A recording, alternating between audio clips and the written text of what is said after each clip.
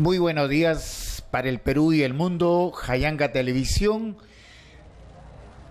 Hoy estaremos compartiendo estas reflexiones, un mensaje para el mundo entero de parte del teólogo Jorge Luis Purizaca Ruiz. El saludo correspondiente, Jorge. Buen día, Juan.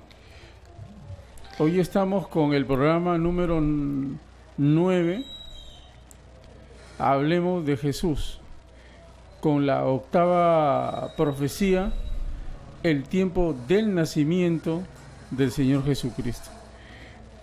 Haz un resumen de tu octavo programa, Hablemos de Jesús, el Cristo. En el programa anterior hemos visto la séptima profecía relacionada al lugar de su nacimiento y sacamos como apreciación, enseñanza de que Dios tiene controlado los más mínimos detalles. Nada se mueve sin la permisividad de Dios. ¿Cuál es el nombre de la octava profecía concerniente al Redentor, tanto en su promesa como en su cumplimiento? La octava profecía, como la acabamos de mencionar, es el tiempo de su nacimiento. Y la profecía está en Daniel capítulo 9, versículo 25, más conocido como la profecía de las 70 semanas. El 25 dice: «Sabe pues y entiende que desde la salida de la orden para restaurar y edificar a Jerusalén hasta el Mesías príncipe habrá 7 semanas. Y 72 semanas se volverá a edificar la plaza y el muro en tiempos angustiosos». Pero para entenderlo quisiera leer también los versículos 24 y 26. 24 dice: 70 semanas están determinadas sobre tu pueblo y sobre tu santa ciudad, para terminar la prevaricación y poner fin al pecado, y expiar la iniquidad, para traer la justicia perdurable y sellar la visión y la profecía, y a ungir al santo de los santos. Y después de las 72 semanas se quitará la vida al Mesías, mas no por sí, y el pueblo de un príncipe que ha de venir destruirá la ciudad y el santuario, y su fin será con inundación, y hasta el fin de la guerra durarán las devastaciones. Ahora el cumplimiento se da en Lucas capítulo 2, versículo 1 y 2. Aconteció en aquellos días que se promulgó un edicto de parte de Augusto César, que todo el mundo fuese empadronado. Este primer censo se hizo siendo Cirenio gobernador de Siria. Y en Lucas, en el capítulo 2, capítulo 2 del versículo 3 hasta el 7, lo vamos a leer y ahí vamos a empezar un análisis. E iban todos para ser empadronados, cada uno a su ciudad. 3, 4.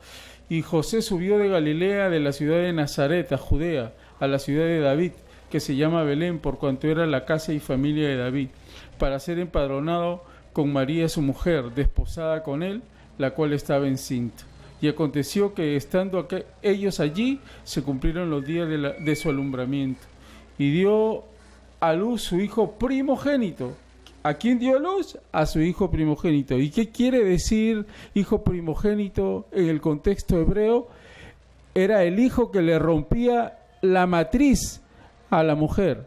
Por lo tanto, yo no entiendo una teoría por ahí de mucha gente que habla de que María es virgen y después entonces quiere decir que el Señor Jesucristo no existió, porque el relato está diciendo: y dio a luz a su hijo primogénito, o sea, el que le rompe la matriz, y lo envolvió en pañales y lo acostó en un pesebre, porque no había lugar para ellos en el mesón. Es muy importante saber siempre la cultura de un pueblo, y hay que saber lo de la cultura hebrea para no cometer tremendas mentiras, decir tremendas mentiras.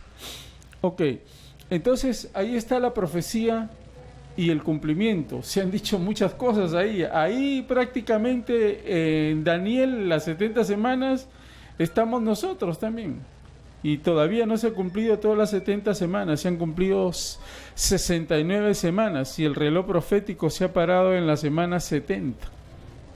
¿Cuándo se reanudará? Muy pronto. ¿Cuáles son las palabras más importantes de esta octava profecía?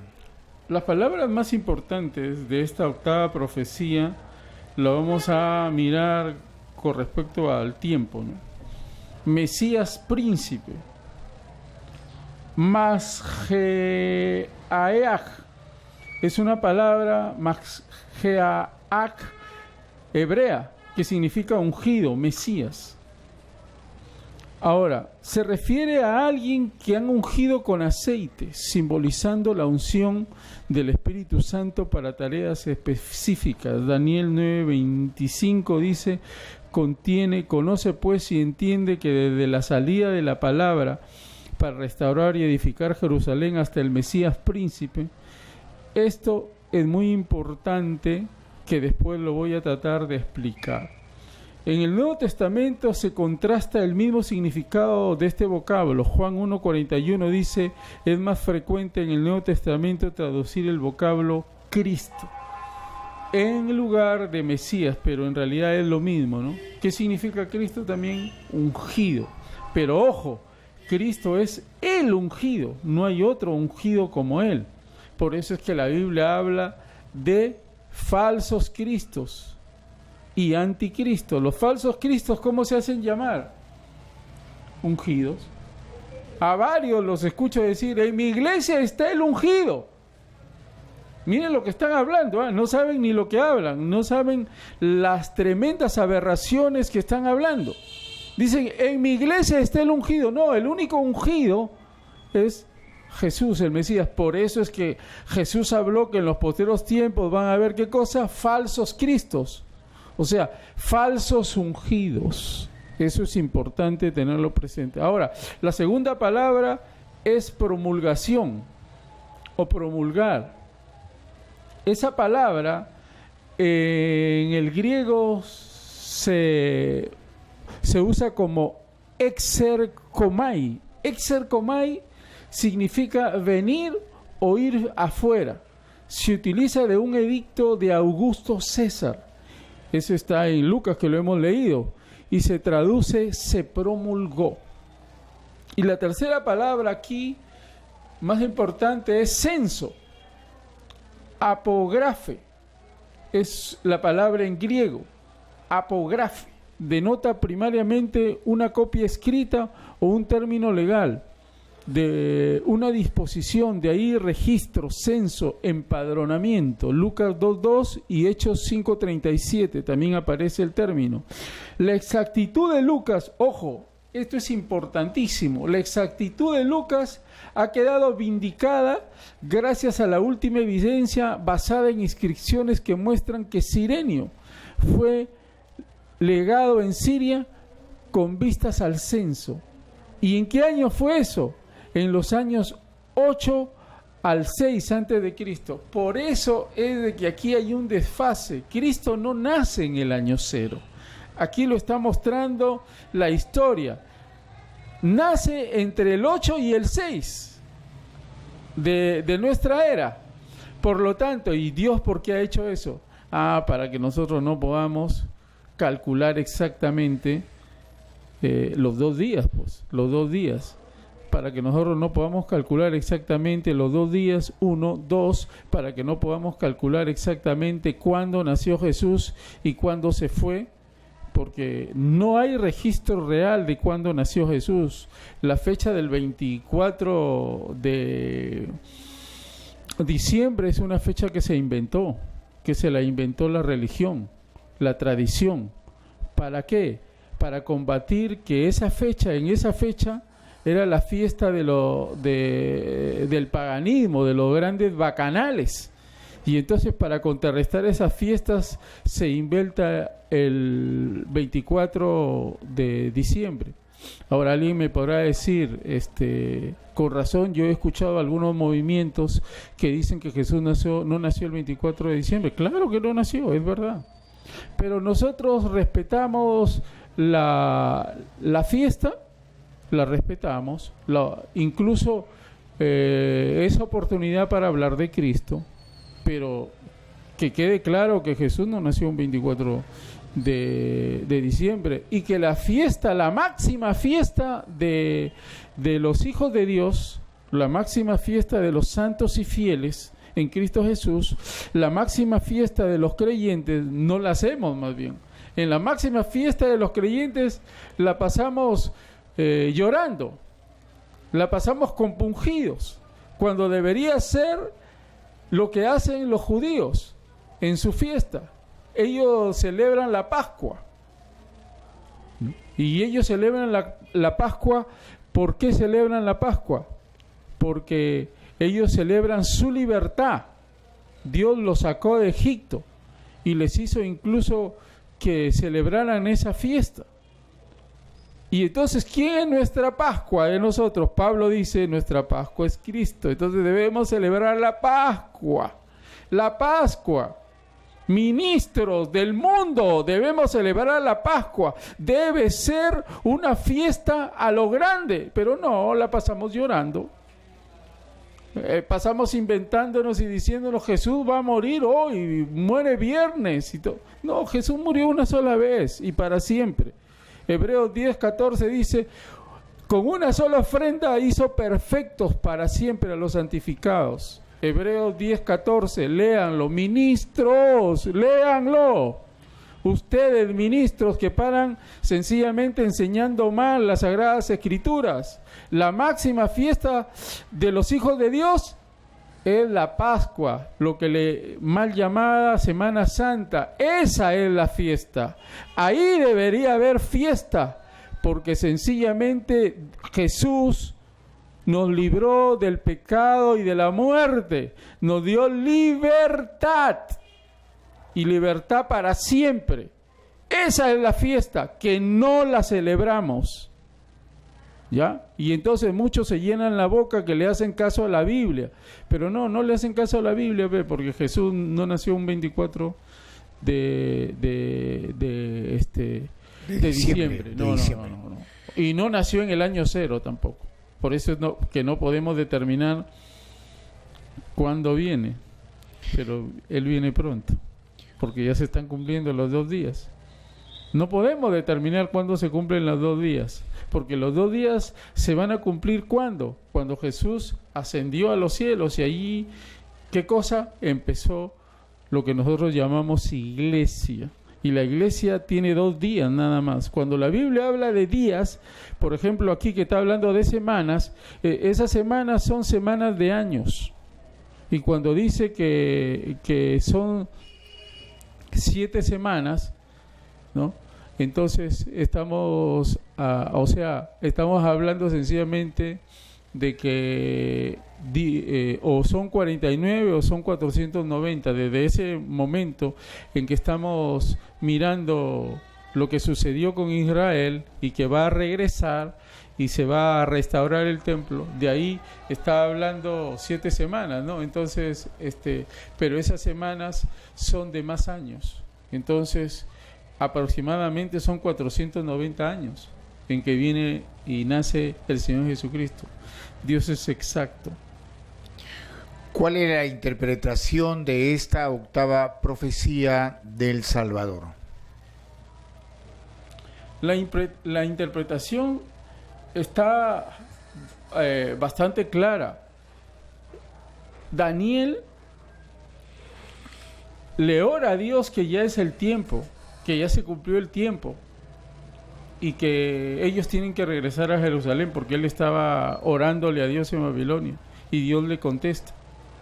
Y entonces la interpretación es de que los tiempos son de Dios, y Dios sencillamente, cuando el tiempo es el tiempo exacto, actúa. Entonces Dios en el tiempo exacto hace regresar un remanente del pueblo de Israel a Jerusalén. Dios en el tiempo exacto hace que Jesús nazca. Y Dios en el tiempo exacto va a erradicar, como ha dicho la Escritura, el pecado, y va a instaurar la justicia. ¿Ya pasaron 69 semanas? Sí. ¿Se ha detenido el reloj profético? Sí. Cuando venga Jesús por segunda vez, ese reloj profético se va a volver a activar. ¿Cuánto falta? Una semana nomás falta. O sea, 7 años nomás faltan. Entonces, Dios, la interpretación aquí es que en la plenitud del tiempo, Dios hace las cosas. ¿Qué significa en la plenitud del tiempo? Que Dios establece un tiempo proféticamente, y cuando llega a esa plenitud, Dios ejecuta la profecía y la promesa. ¿Hay alguna aplicación de las citas referenciales en esta octava profecía de la primera venida de Jesús? En este caso voy a dar la aplicación con una cita que está en el capítulo 17 de Hechos de los Apóstoles. Pablo, recorriendo Atenas, observa y mira cuál era la adoración del pueblo ateniense, y en esa intervención él dice una máxima que hay que tenerla presente. Dios sencillamente ha establecido el orden de los tiempos y los límites de su habitación. El que establece el orden de los tiempos y el límite de su habitación es Dios. Y Dios ya ha determinado que se viene el gobierno eterno de Cristo. Dios ha determinado que viene el día de su ira, o sea, el día de su venganza, como dice Isaías, porque Dios no ha juzgado todavía. Y aquí quiero aclarar algo: el que va a juzgar es Cristo. San Juan, en el capítulo 5, versículos 22 y 23, dice: el Padre a nadie juzga, todo el juicio se lo ha dado al Hijo, para que honren al Hijo como honran al Padre. El que no honra al Hijo, no honra al Padre que le envió. Por eso es que le mando un mensajito a todos los que están en contra de Cristo. El que los va a juzgar va a ser Cristo. Y si están en contra de Él, están en graves problemas, porque sencillamente los va a condenar. Y todos los que están mezclando el Evangelio, el antiguo pacto con el nuevo pacto, también tienen graves problemas, porque el que los va a juzgar es Cristo. Y Cristo mandó ¿a qué cosa? A que enseñemos el nuevo pacto, no el antiguo pacto. Pablo lo dice claramente en el capítulo 3 de la segunda carta a los Corintios. Hay gente que al leer el antiguo pacto tienen el velo de Moisés y se lo van a quitar solamente cuando se conviertan a Cristo, pero están en graves problemas. Hay movimientos que mezclan el Antiguo Testamento con el Nuevo Testamento. ¿Y qué te dicen? No, es que está en la Biblia. Y yo le respondo: sí, perfecto, está en la Biblia, pero no es aplicable al nuevo pacto. Todo lo que va a practicar o a seguir la iglesia es aplicable al nuevo pacto. El antiguo pacto fue para Israel y cumplió un propósito, capítulo 3 de Gálatas, ahí está bien explicado, arriba del versículo 14, ahí está bien explicado para qué propósito tuvo la ley como herramienta de justificación por medio de Moisés. Esto está bien claro, pero nosotros no podemos mezclar eso porque estaríamos en contra del Mesías. Y les aclaro y les hago recordar que el Mesías es el que va a juzgar. Ay, tiemblo por esas personas. No quisiera estar yo en el cuero de esas personas. No se están dando cuenta que se están yendo contra el Rey de Reyes y Señor de Señores. No se están dando cuenta que se están yendo contra el Santo de los Santos, como acaba de decir el capítulo 9, versículo 24 de Daniel.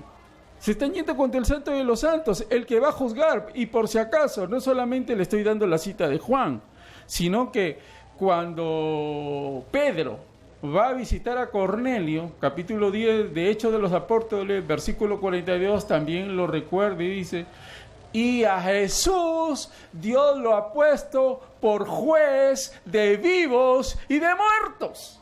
O sea, señores, por eso es que Jesús dijo: bienaventurado el que no halle tropiezo en mí.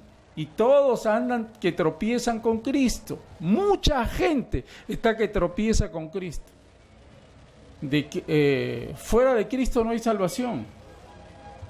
Y Cristo es el único camino. Y Él es el que va a juzgar así. Les aclaro, el que juzgue es Cristo. Señores que están en contra de Cristo, el que juzga es Cristo. Un día Cristo los va a juzgar a todos. A todos. Eso es importante decirlo. Quiero que nos menciones en sí, tanto se ha hablado la fecha de nacimiento de Jesús, de Cristo. ¿Hay una fecha definida o esta fecha la inventaron? ¿Quién inventó el nacimiento de Jesús? Sobre todo el día que nace, ¿no? Para muchos un 24 de diciembre a las 12 o no, o 25. ¿Esta fecha es confiable o de dónde sale esto? Lo acabo de decir hace un momento. En esa fecha se celebraban fiestas paganas con grandes bacanales. Entonces era todo un horror el paganismo. El problema es de que hasta el siglo IV, la iglesia fue sencillamente una congregación de santos y fieles en Cristo Jesús. La iglesia, ahí en la iglesia no metió mano ni siquiera ningún ser humano. Y haciendo un paréntesis, para los que le tienen miedo a la palabra comunismo no existe y no va a existir nunca en el mundo. Porque el comunismo lo trajo Dios por medio de Cristo. Y la iglesia pristina fue comunista, porque ellos vendieron todo. Los mando a leer el libro de Hechos a partir del capítulo 3 hasta el capítulo 7. La iglesia fue comunista. ¿Por qué? Porque tenía el poder del Espíritu Santo. Y porque todos dice que vendieron sus cosas y lo pusieron en los pies de los apóstoles. Y todos sencillamente vivían en común. Nadie decía tener nada. ¿Te das cuenta? El poder del Espíritu Santo. Pero ahora el mundo, o sea, los enemigos de Dios quieren ser comunistas, ¿no? Y no lo van a lograr. ¿Y qué han hecho los grandes comunistas? A ver, en este tiempo. Le han robado a la gente. Se han hecho ricos ellos. Pero nunca ha habido ningún comunismo. Y nunca lo va a haber. Porque el ser humano políticamente no tiene a Dios, pues. Y peor aún, los que se definen como de izquierda. Yo te digo, a la izquierda de Dios, ¿quién está? No hay nada. A la derecha de Dios, ¿quién está? Cristo. Jesús el Cristo, el Rey de Reyes. Y entonces la gente en su ignorancia dice, no, yo soy de izquierda, sí, pero estás a la siniestra está Dios, de Dios no hay nada. Y Dios condena a todos los que están a la siniestra. Y en el juicio dice que a la izquierda van a estar, ¿qué cosa? Todos los que van a ser descalificados. Eso lo dice la Biblia, no lo digo yo. Entonces hay una ignorancia increíble. Señores, también políticos que entre comillas dicen de derecha, no utilicen la palabra comunismo, se están condenando. No hay comunismo, no va a haber jamás. ¿Sabe por qué? Porque para establecer un comunismo, la persona tiene que ser llena del Espíritu Santo. El Espíritu Santo tiene que controlarla. Y yo por lo que sé, en Rusia, cuando quisieron implantar el comunismo, más bien dijeron que Dios no existía y le enseñaron a la gente que Dios no existía. Y tuvieron 70 años diciendo que Dios no existía. ¿Y sabe qué cosa? Dios no existe. Para Dios su existencia no pasa por la opinión humana. Ahí está la prueba. Rusia, 70 años diciendo que Dios no existe. Eso no le hace ni cosquillas a Dios, porque Dios está fuera de la ventana del tiempo. Y Dios no depende de la opinión humana para decir que existe o no existe. Tú lo puedes ver a Dios en la creación, Tú lo puedes ver a Dios en la perfección de lo macro y de lo micro, en el orden de lo macro y de lo micro. Ahí está Dios. En Israel, mira a Israel y lo vas a ver a Dios. Mira a las personas transformadas por el poder de Dios, ahí lo vas a ver a Dios. No te dejes engañar. Por lo tanto, lo del día lo inventaron, pues. O sea, no hay que olvidarnos que en el siglo IV la iglesia deja de ser perseguida y se convierte en nominal, entre comillas, ¿no? Porque en realidad pasó de iglesia a ser religión. Y cuando un movimiento o una congregación pasa al nominalismo y a la religión, se pierde el contacto con Dios. Entonces ahí se perdió el contacto con Dios. Ahí se inventó las fechas de... ¿no? Posteriormente se inventan las fechas de que... A ver, esto de la natividad, se inventan ahí. Se inventan de que María es la madre de Dios, ese es otro invento. Que María es sin pecado concebida, ese es otro invento. María es bienaventurada. Eso es lo que le dice el ángel. ¿Y qué cosa hace María? ¿Qué dice? Claro, yo soy la diosa, yo soy la madre de Dios. No, no dijo eso. Hay que mirar la Biblia. María dijo, bienaventurada eres, le dijo te van a llamar bienaventurada, y ella dijo, he aquí la sierva. ¿Qué significa la palabra sierva en el contexto hebreo? La esclava del Señor. He aquí la esclava del Señor. Y por si acaso en el contexto hebreo, el varón está por encima de la mujer, no porque sea así, no porque sea más, sino sencillamente porque Dios lo ha establecido. Ya lo dije la semana pasada, el varón es, ¿qué cosa? La corona de la creación. Y está llamado a ser la cabeza del hogar, porque Dios lo ha establecido así. Cuando comenzamos a romper ese orden, miren cómo estamos viviendo actualmente, porque hemos roto ese orden. Ok, entonces, no es fecha confiable. La que sí es fecha confiable es la Pascua, porque es la misma. ¿No te habrás dado cuenta que acá lo que se le llama, mal llamada Semana Santa, se espera que el calendario judío, pues, y del calendario judío ¿por qué? Porque siempre, todos los años, no es la misma fecha. ¿Cuándo? ¿En qué fecha ha sido esta vez? Creo que ha sido en abril, ¿no? De repente el próximo año es en marzo. ¿Por qué? Porque se mueven en función a la verdadera fecha de la Pascua. Porque exactamente en el momento en que Israel está celebrando la Pascua, en esa semana muere Cristo. Mira lo que es extraordinario, ¿no? En esa semana muere Jesús. Lo que es extraordinario, Dios. Jesús es nuestra Pascua, bro. Jesús nos dio libertad, salvación, vida eterna. Nos está dando todas las riquezas de su gracia. Exacto. Pero en un determinado momento vamos a hablar de muchas cosas que poco a poco, ¿no? Falsas, que el ser humano las tiene como absolutas, pero son falsas, son mentiras. Y ojo, eso no significa que estoy petardeando la Navidad, no. La Navidad es una fiesta comercial. Y tan comercial es que Jesús no está presente ahí. Está presente un arbolito, está presente Papá Noel, ¿ok? La Navidad es para el estómago, para los regalos, pero Jesús no está presente. ¿Y qué pasó en la Navidad? Para terminar, dice que no se halló lugar para Jesús en el mesón. Yo te pregunto, en esta reflexión, ¿sigue Jesús en la misma condición con respecto a ti? Mira, dice que no se halló lugar en el mesón y él nació en un pesebre. Entre los animales nació Jesús. Yo te pregunto, ¿Jesús ya tiene lugar en tu corazón? ¿O sigues como en la época de su nacimiento, que no tuvo lugar para nacer en el mesón? ¿Ya tiene lugar en tu corazón? Si ya tiene lugar en tu corazón, glorifícalo y continúa glorificándolo hasta el final. mantente en una fe comprometida con Él. Pero si no lo tienes, yo te digo desde aquí que Él te va a juzgar por si acaso.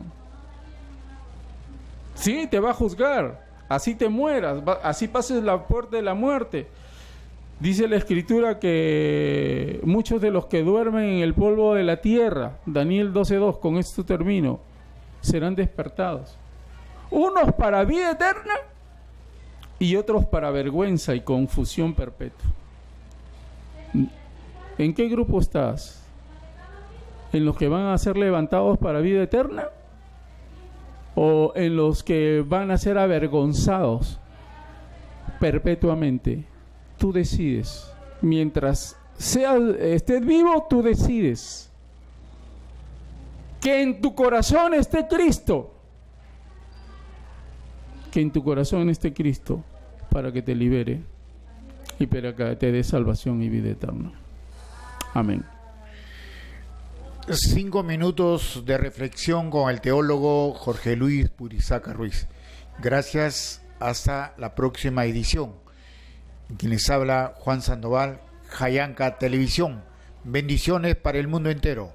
Bendiciones, que el Señor Jesucristo nos continúe bendiciendo en todo. Amén. Amén.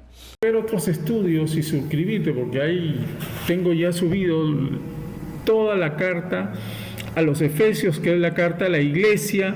Por favor, si usted no la ha visto, lea o mire esas lecciones, porque todos estamos llamados a ser santos. Este canal YouTube, Jorge Luis Purizaca Ruiz junto, así como aparece. Y también apoya, por favor, este ministerio.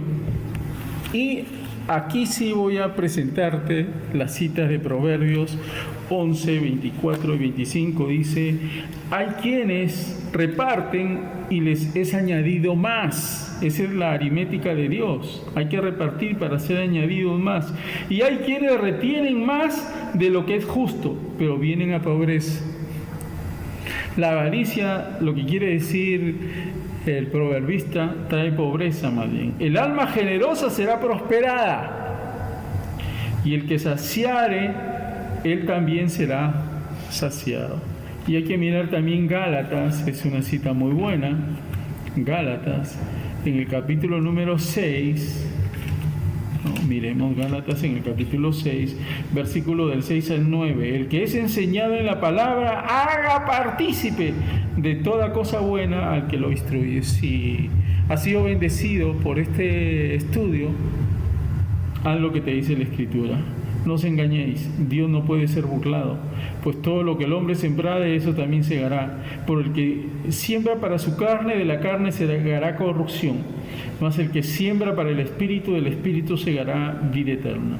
No nos cansemos, pues, de hacer el bien, porque a su tiempo segaremos si no desmayamos. Que la gracia de Dios que las riquezas de la gracia de Dios nos continúen bendiciendo en todo.